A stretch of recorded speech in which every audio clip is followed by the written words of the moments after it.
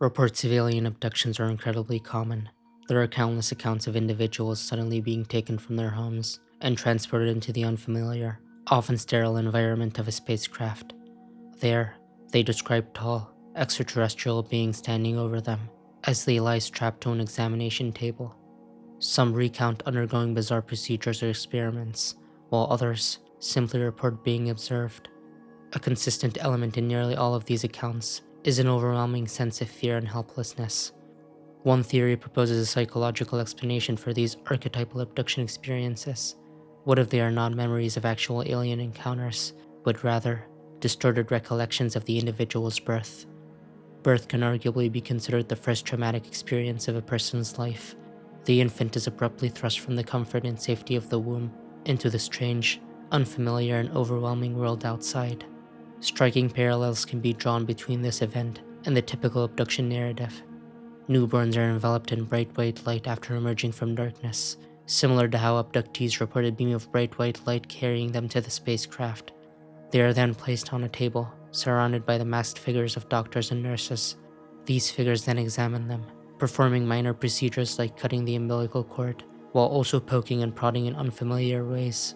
Over time, this primal memory, buried deep in the subconscious, may become distorted.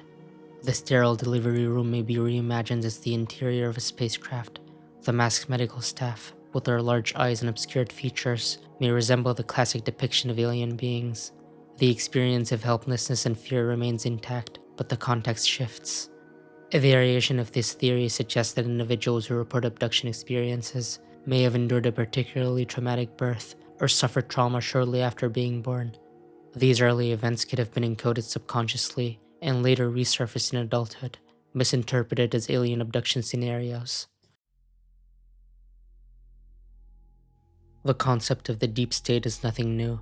The idea of a secret society or organization controlling humans from the shadows like puppet masters has existed in conspiracy theory circles for ages. But this theory goes one step further, claiming that the control of humans by shadow governments is nothing new and has actually existed as far back as 30,000 years ago. According to the theory, during the Paleolithic era, as humans evolved into far more intelligent beings, demonstrating mastery of stone tools, creating art, and engaging in religious or spiritual rituals, a shadow government made up of the most knowledgeable individuals of the time began to emerge. Shamans, astronomers, and early specialists in their fields allegedly came together to form a primitive organization whose goal was to steer mankind from behind the scenes. This organization, or maybe even multiple interconnected groups, are said to have met in caves, using cave art and primitive symbols as their form of coded communication. They supposedly later designed and constructed ancient structures like Göbekli Tepe, aligning them with celestial events to track herd migrations and seasonal changes, helping guide early societies. As they spread across continents, they allegedly passed down their knowledge in secret. Alleged proof of this theory lies in the identical symbols and markings found in caves all over the world, even in cultures that supposedly had no contact with one another. These include things like a series of handprints or hand stencils found in prehistoric caves. These handprints are unusual in that some are missing fingers or parts of fingers. This may be an evidence of ritual mutilation carried on by this specific group.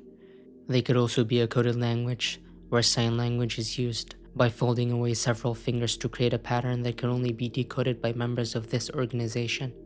Other various patterns of scribbles, dots, and dashes are also theorized to be some kind of shorthand code.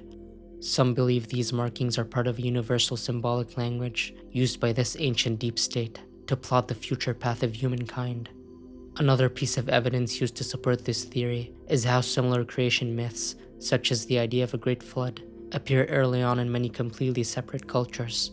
Alongside this are ritual practices like burials, funerals, and other ceremonial rites that seem to emerge globally around the same time. The theory suggests that these myths and traditions weren't just cultural developments, but were intentionally planted by the prehistoric elite to shape the beliefs and behaviors of early human societies.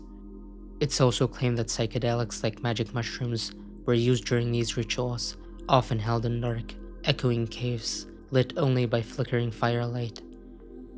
These settings were designed to overwhelm and awe early humans, swaying them emotionally and psychologically.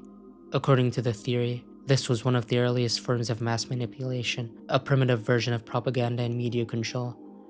Some versions of the theory go further, suggesting that this elite group may have even engaged in selective breeding of humans, choosing which people should reproduce to create populations that were more compliant and easier to influence. At the same time, they are believed to have preserved their own bloodlines, securing control over future generations. It's also theorized that they may have had a direct role in developing agricultural and animal domestication, not as a random human discovery, but as a deliberate turning point in human development. In the end, the theory claims that humanity didn't reach this level of progress through random trial and error alone, but rather, we were guided toward it, step by this prehistoric deep state. Every major leap, from tool use, to religion, to civilization, was part of a long-term plan, and according to this belief, it didn't stop in the ancient world. The same group or their ideological descendants are thought to still control humanity today, using mass media, government systems, and global institutions to push society in whatever directions they see as most beneficial. Other variations of the theory exist as well. One version claims that when early Homo sapiens began to outcompete and wipe out other human species like Neanderthals, some Neanderthals, seeing their extinction coming, retreated underground. From there, they supposedly formed their own secret society, watching and influencing human civilization from the shadows without ever being seen. According to this version, the real shadow government is the Illuminati or the Freemasons. It's a surviving race of underground Neanderthals who have been pulling the strings ever since. According to this theory, the true purpose of emergency broadcasts shown on television before or during major disasters, along with systems like the emergency alert system, is not just to inform the public, but to act as a kind of neuralyzer. The theory claims that the high-pitched tone played during these alerts has subtle psychological effects.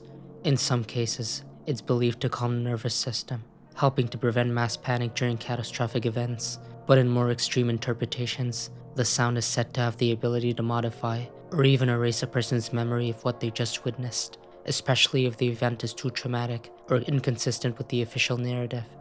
According to believers, events such as UFO sightings, nuclear incidents, or other anomalous or controversial disasters may be immediately followed by an emergency broadcast. The theory suggests that the tones embedded within these alerts help reshape public perception, distorting or replacing the memory of what really happened, and recasting it as something more mundane, like a natural disaster or simple malfunction. This theory was first introduced by American attorney and financier Peter David Beater in 1979 through a series of audio newsletter tapes where he outlined various other conspiracy theories. According to Peter's original theory, the Bolshevik regime in Russia had been conducting secret research and eventually discovered a method for creating what he called organic robotoids. These robotoids were described as artificial, robot-like beings created through biological synthesis, capable of perfectly replicating human appearance and behavior. Using just a few cells from a person's body, Peter claimed that the Soviets could extract that individual's genetic code and manufacture a genetically identical robotoid. These robotoids were said to be indistinguishable from real humans. They had the same facial features, body structure, fingerprints, and even DNA. They could breathe, eat, drink, and pass routine medical exams just like a normal person. Despite this, there were several key differences. Robotoids, according to the theory, cannot grow or reproduce, and they have a very limited lifespan, typically lasting only a few weeks to a few months before physically and mentally deteriorating. They can be produced on extremely short notice, reportedly within a matter of hours, and once created, they are the same age and appearance as the individual being replicated. The brain of a robotoid also differs from that of a normal human. Instead of a naturally developed brain, robotoids are said to be equipped with what Peter called a holographic brain. This brain is formed using a process called an ultrasonic cerebral hologram, in which the original person's brain is scanned using high-frequency sound waves to create a 3D image of their memories, personality, behaviors, and mannerisms. This can be done without the original human being aware of the process. This information is then transferred into the robotoid's brain, effectively creating a near-perfect mental duplicate. However, robotoids are not fully autonomous. They must be programmed for specific tasks and lack basic instincts such as self-preservation. This makes them ideal for suicide missions or high-risk operations. According to Peter, Russia even used robotoid copies of cosmonauts in dangerous space missions to minimize the risk to actual humans. The theory further claims that these robotoids are used by elites and powerful organizations to replace people in sensitive or influential positions. This includes politicians, world leaders, and even celebrities. Some versions of the theory allege that celebrities who die under mysterious or premature circumstances are sometimes replaced with robotoids, allowing their careers to continue posthumously in a more easily controllable form. Even though these beings are nearly identical to the original humans they replace, a few subtle discrepancies may give them away. As they near the end of their limited lifespan, robotoids may malfunction, displaying odd behavior, such as suddenly pausing completely or glitching out in other ways. Signs of physical deterioration can also appear, like a slight odor of decay, skin defects, or lifeless eyes. In some versions of the theory, artificial skin is used to prolong their viability. This synthetic skin might appear shiny, overly smooth, or unnaturally stretched, offering another possible way to identify a robotoid. According to believers, these inconsistencies, combined with sudden personality shifts or bizarre behavior, are subtle clues that the person in question has been replaced by something not quite human. This theory first originated on a thread on 4chan, uploaded in October 2017. The OP claimed the following: Null Compliance Security, or NCS, was an experimental prison security level. NCS was a joint effort between pharmaceutical giant Pfizer, 12 participating state behavioral facilities, Harvard Medical School, and Stanford University School of Medicine. USP Florence AdMax was elected as the corrections facility that would hold the first Null Compliance Security prison. The NCS was built in 1997 as an added wing to the maximum security prison. In the Null Compliance prison, with the use of 8 medications and therapeutic stimulation, prisoners are rehabilitated to nearly completely nonviolent behavior without the use of sedatives. Prisoners are carefully monitored and are helped by nurses and prison staff with day-to-day activities. Prisoners are kept on the medications and therapeutic stimulation to maintain their acceptable behavior for 40 days. Afterward, complete behavioral shifts are permanent after 40 to 50 days. Prisoners then become null patients, where they are kept under federal care as mental defects. After 10 years, and handling 845 prisoners, the NCS prison wing was closed in 2007. Null patients remain under federal care. Despite these extraordinary detailed claims, Anon did not provide any sort of proof for his claims.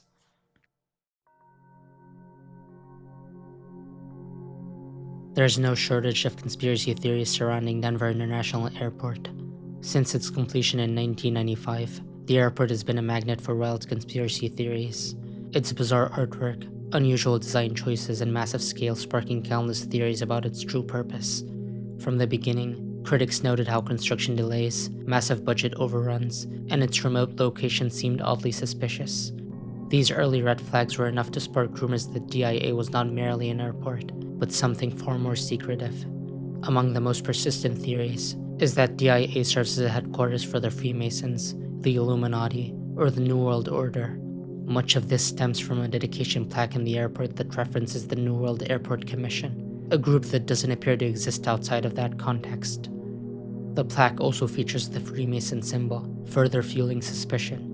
Rather than dismiss these rumors, the airport itself has leaned into them, incorporating conspiratorial humor into marketing campaigns, and even installing murals and sculptures that seem to playfully nod at the very theories surrounding it.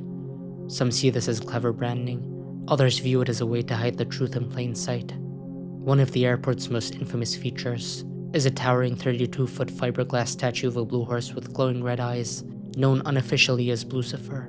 The statue gained even more notoriety when it fell and killed its creator, artist Luis Jimenez, during construction, solidifying its eerie legend.